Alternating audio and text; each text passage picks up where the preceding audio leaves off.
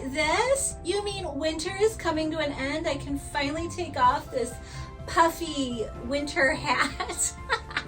Well, good, because that's exactly what we're going to do today in our thrifting portion of the show, where we add some spring transitional pieces back into our wardrobe and get ready for these warmer days. How does that sound? We're also going to watch a movie called Satan's School for Girls. It's amazing, and I think you're going to want to stay tuned for this one. How about we make something fun? Okay, so let's take some old napkin rings that you can thrift or maybe find at your parents' house. I mean, I don't think they're as popular as they used to be, but they're laying around somewhere, and let's make a really fun statement necklace out of them, all right? We're also going to take a look at stuff in my room and look at my squeaky toys. Also, we're gonna bake something super fun, and I'm gonna surprise you with that later, so get ready to get in the kitchen and smell the good smells and taste the good flavor. All right, if any of that or all of that sounds good to you, then let's go.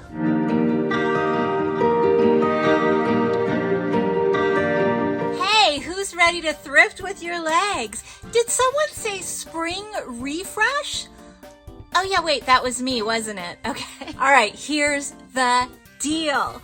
Let's get ready for spring. I swear I can hear the birds singing, and I know flowers are gonna bloom, and I'm ready for it. Are you ready for it?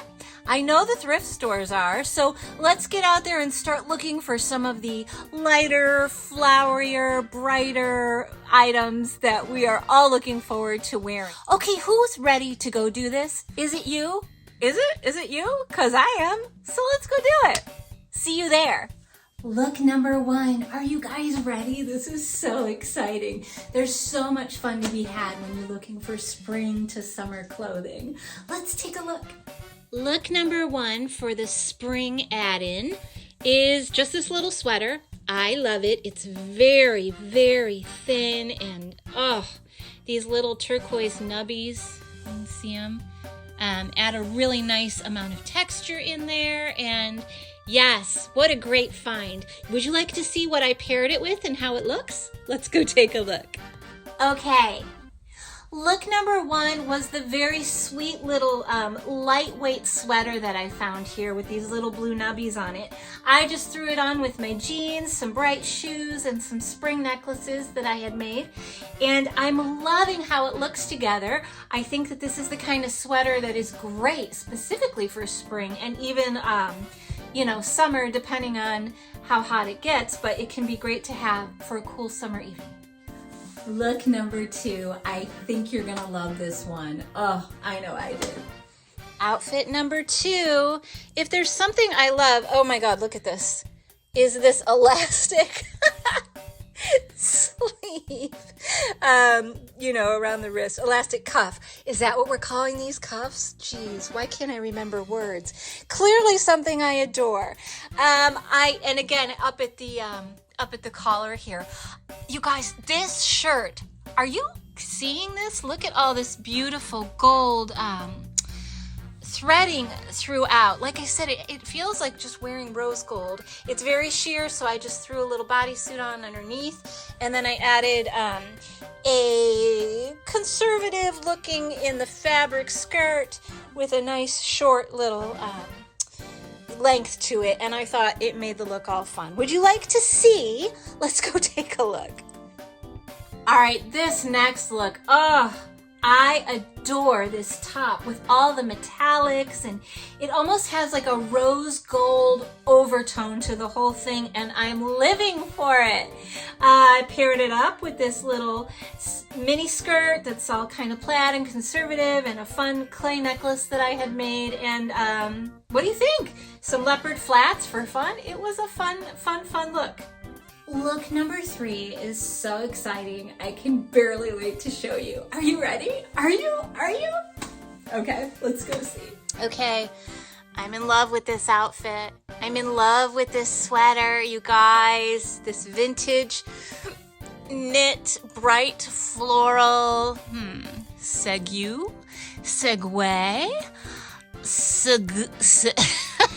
Okay, I'll stop. All right, it has fun little shoulder pads in it, and these pants.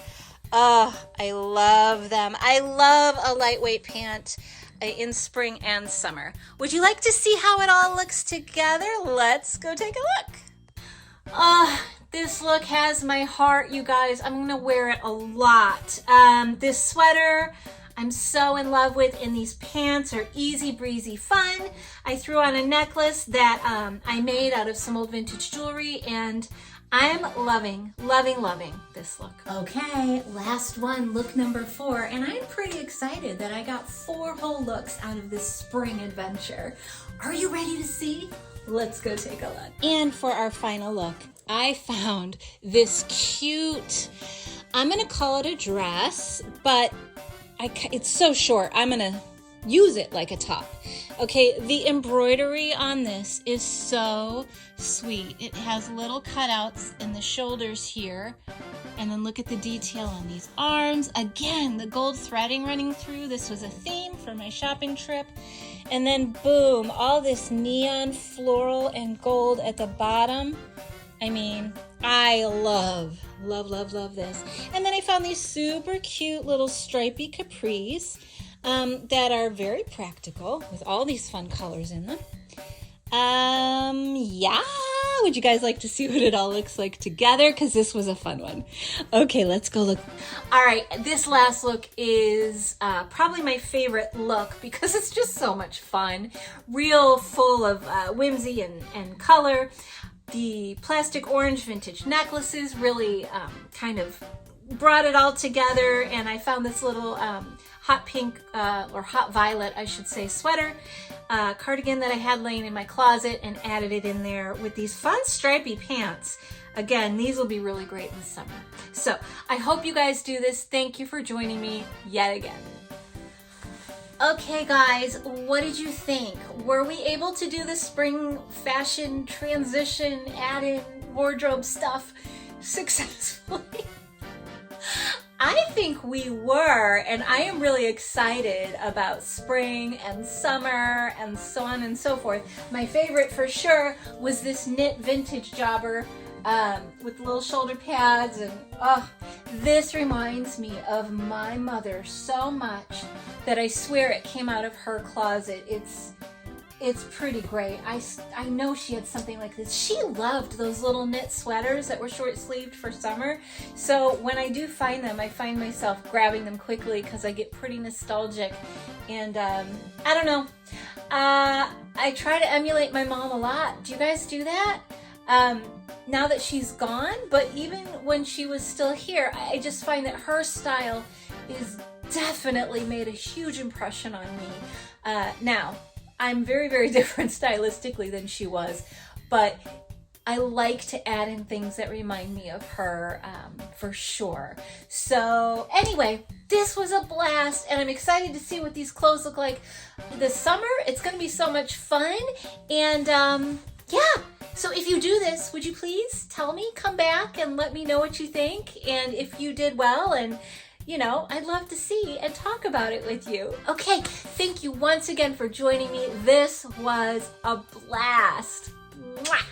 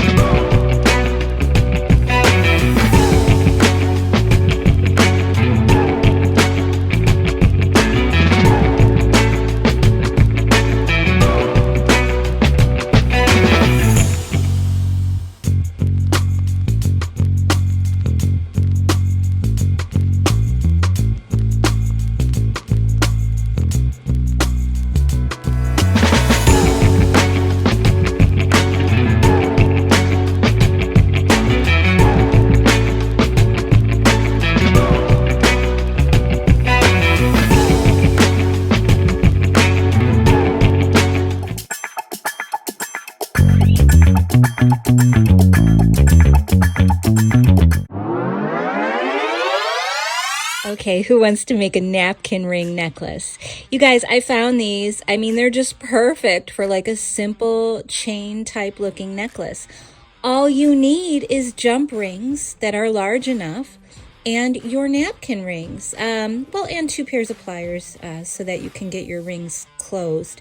So I basically did 1 jump ring on each ring, and then I added an extra one in between so that there is some space between them and they don't get all jumbled up and feel tight around your neck. It's very, very simple, and it's a great way to go ahead and get out there and thrift and find some things that are a little bit different. You can reuse, recycle, upcycle, whatever you want to call it. It is sustainable living. We are trying to rescue things that might otherwise go into the dump, and we're making them into something that is now usable. You don't see a lot of napkin rings being used, at least every day anymore. So these are a pretty easy find at the thrift store. And again, you can find them in so many different textures, colors, shapes, and sizes. My mom used to have some that were my favorite. They were these clear acrylic ones that looked like farm animals, and they were so cute. And if I can ever find them, or if I ever see them, I'm certainly going to grab them and make myself a necklace out of those. But yeah, there's more to thrifting than just finding clothes. Find stuff that is simply reusable, that you can use for other purposes. I mean, what else could you do with napkin rings? You could make Christmas ornaments, obviously. You could place little photos in the back and glue the edges around that, and then put maybe a piece of plastic in front of it, or whatever. You know, I'm spitballing here. Just thinking of all the different things you could do. And certainly those are 2 other things besides the necklace. You can make a bracelet. You can make earrings, because these are pretty lightweight. And yeah, I hope you guys go out to the thrift store and start looking at things differently, because everything can be jewelry. I swear, just about everything and anything, as long as it's within a weight limit, right? You don't want to walk around with like a giant clock around your neck unless you're Flava Flav and you have the neck to hold that stuff up, right? Okay. So then, you know, yes, I made this. This is something I did, and that's always a point of pride and excitement. So you want to see it on? I'm very excited to show you. I was looking to see if pendants would work, but I liked it just as a necklace. Here it is. I mean, quite honestly, I would never have guessed these are curtain rings, and I love the colors. I love the texture that it adds. And again, they're pretty lightweight, so they're easy breezy to wear, and you know, you can just stand around like I am being a goof and see what y'all think of this. So I hope you go try it.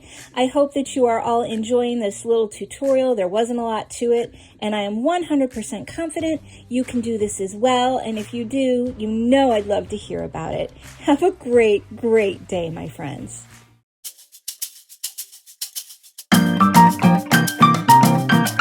Who loves key lime pie? Raise your hands.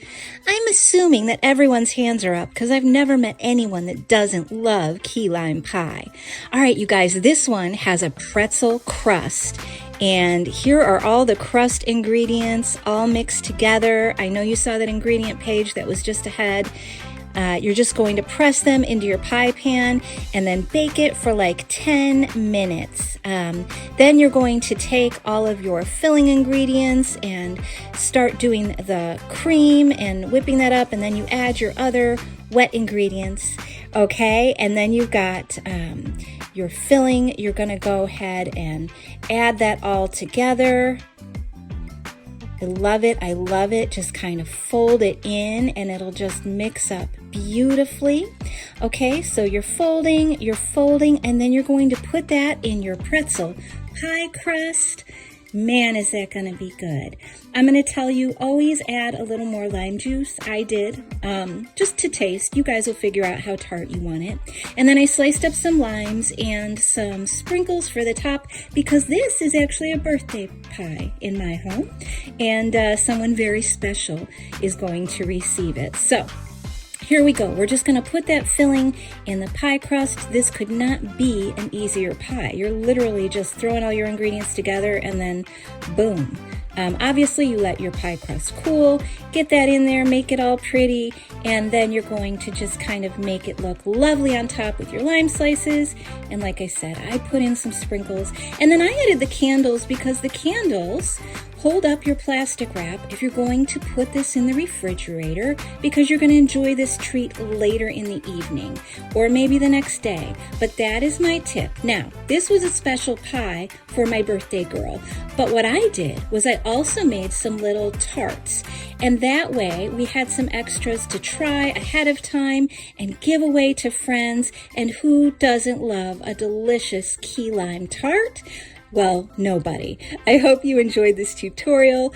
Pie, love you, and have a wonderful, wonderful day. Go out and treat yourself to this right now. What kind of music do planets like? Ooh, what kind? Neptune's?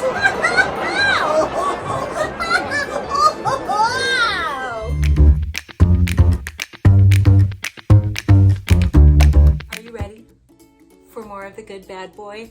I can't wait to hear more about this week, you guys. So very, very excited. Last we left Pompeii, he prayed for a good day and then was upset because he had a good day. Okay. Friday, September 16th. Had medical inspection in school today. Well, no, what? When the nurse put the stick on Terry's tongue, he couldn't say ah because he had bad tonsils. Ray Perkins needs glasses. Really? The doctor said that I have one bad tooth. Was this a thing? Did you guys get medical inspections at school? I mean, this is strange to me, or maybe I just don't remember it. Anyway. Bet anything that Mom will take me to the dentist on a Saturday. That's the way they do things around this house. Bought a rubber ball for cider. Cut the grass after school. Froggy, Terry, and I are going to caddy at Lakeshore Country Club tomorrow. Oh, aren't we fancy Pompeii? Okay. Saturday, September 17th. Poured rain all day. Cutting the grass yesterday was wasted effort. Now, I could not disagree. By the way, Saturday must have been a horrible day.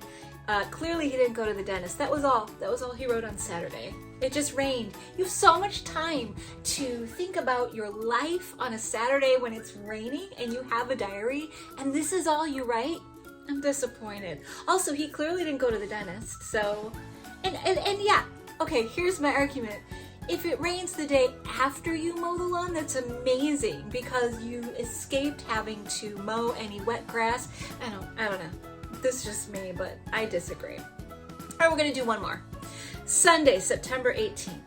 Pop took the family for a ride this afternoon. Had to sit in the back seat with Mom. Clara sat with Pop, proving again that this is a woman's world. What? Look, I really want to know what happens to this kid when he grows up because he's pretty anti-female.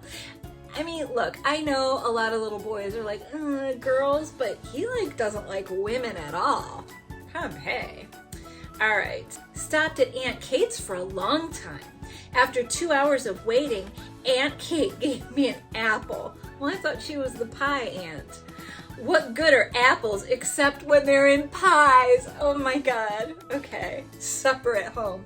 Listen, Pompeii and I might disagree on some things, right? Like how to take care of your dog and how amazing women are. But when it comes to pie, this kid and I are soulmates because yes, pie is the greatest thing on the planet. Don't you know it? Anyway, thank you so much for joining me for The Good Bad Boy this week. This was a lot of fun. And again, I can't wait to see what happens next time. I wait for you to read it, so this is exciting. I hope you're having a wonderful day. Thanks for joining me.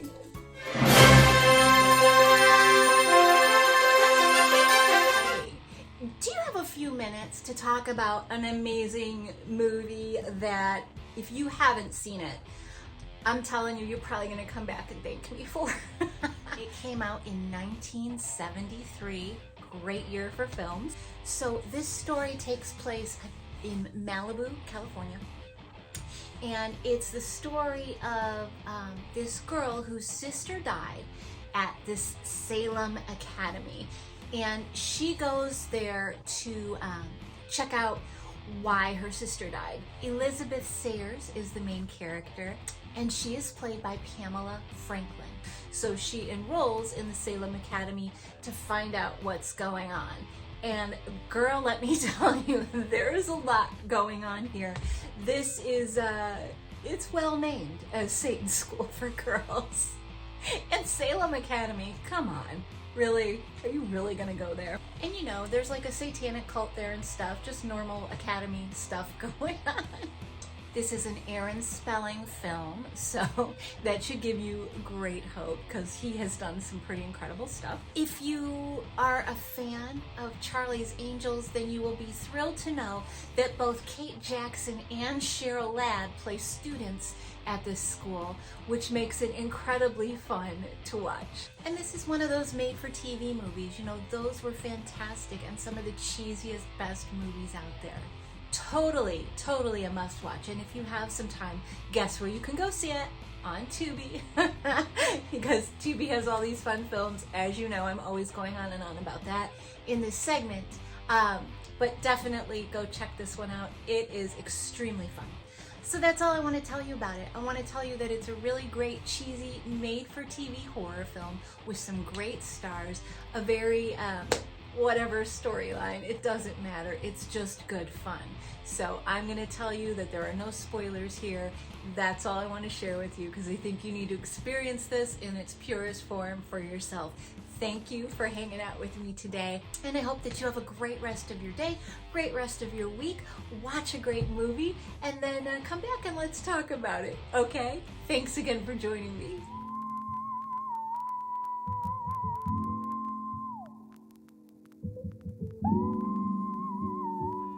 Welcome to Stuff in My Room, Vintage Squeaky Toy Edition.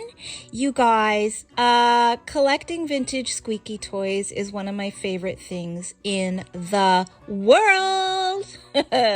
I love these guys so much and have quite a few of them. These monkeys are Edward Mobley. Actually, probably 80%, 85% of my squeaky toys are Edward Mobley and from his personal estate. I'm so grateful that I was able to acquire a piece of this estate with my friend Kate Hart, Bitter Squeaks, who has the whole thing. And I got to meet her to get these things from the Mobley family.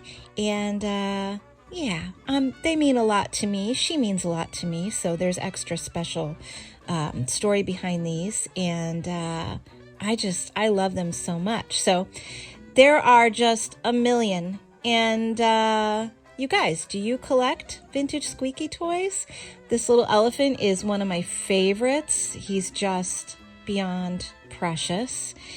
And I mean, Raja, the bigger elephants, they're beautiful. Their eyes, oh my God. And then, you know, there's the little tigers, and there's just so many. The sun rubber bear, also just a favorite. I'm sure if you have one of these, you treasure it like I do. Okay, and then we have what? This little pink lamb who's still in her plastic packaging with the label. I mean, how cute is she? There's the kangaroo with the little baby in the pocket. I mean, I have a lot of favorites, for sure, and I can't get enough of them. I would love to show you these individually, you know, one at a time, but it would take quite a while, and maybe in the future I will. For now, I'm just leaving them on the shelves and kind of sorting through them for you because, hello, I love this little rooster with the boxing gloves. And, you know, it would be fun to do that. But for now, I think it's best to just leave them on the shelves and kind of peruse them with you. Look at that panda's face. And Dumbo. There's a lot of Disney ones, which are so fun to have. This Pillsbury Dough girl was actually my very, very first squeaky toy. I have a picture somewhere of me with it as a newborn baby underneath the Christmas tree. So it's really cool to have. Now, here's a funny one that came on a turkey baster type thing. This was from the Edward Mobley estate.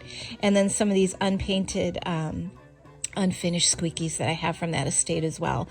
They're so cool. And I love that they even have like the powder blue color there of the lamb, and this bear is another favorite. Oh, look, more squeakies. So many. They just, I don't know. I just love the way they look. They have a special quality about them that are different than other vintage toys, you know? And the colors are always so bright and fun. Obviously, because they're for babies and, you know, little kids and adults like me and you, right? I'm assuming you're a collector too. Why not? Let's collect together. Anyway, here's some Hanna-Barbera ones that I have that are extra special. A Woody Woodpecker, Huckleberry Hound, Yogi, Pixie and Dixie, as you've seen before. You guys, I hope you had fun. What's your favorite? Let me know.